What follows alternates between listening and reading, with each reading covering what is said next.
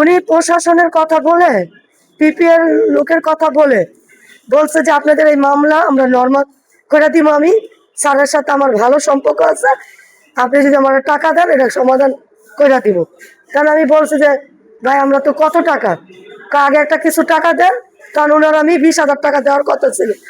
20,000-এর জায়গায় 19,000 টাকা গেছে। 19,000 টাকা দিয়েছি, দেওয়ার পর উনি বলছে কি পরবর্তীতে আবার 30,000 টাকা লাগবে দিতে। কারণ আমি বলছি স্যার এই ভাই স্যার এই টাকা নিছে, বলছে নিয়ে ড্রয়ারে থুয়ে দিছে। পরে উনি আবার আমার রাত্রে ফোন দিছে, ফোন দিয়ে বলতেছে কি আপা অনেক টাকা দিছেন কত? আমি বলছি ভাই 20,000। কারণ অনেক টাকা দেখেন 19,000 টাকা স্যারে পাইছে। আমরা তার বিচার চাই। সে এই ধরনের প্রতারণা করবো কেন? তার বয়স হয়ে গেছে।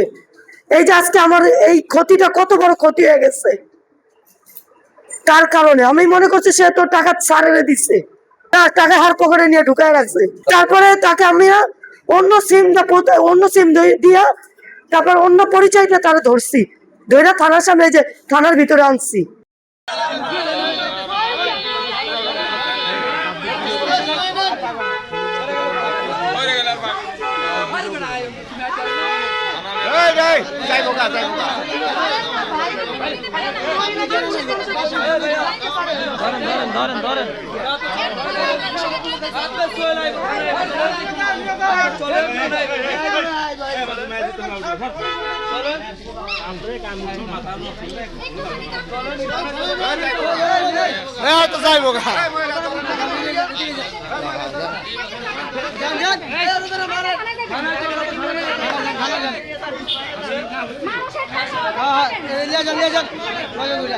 ভাই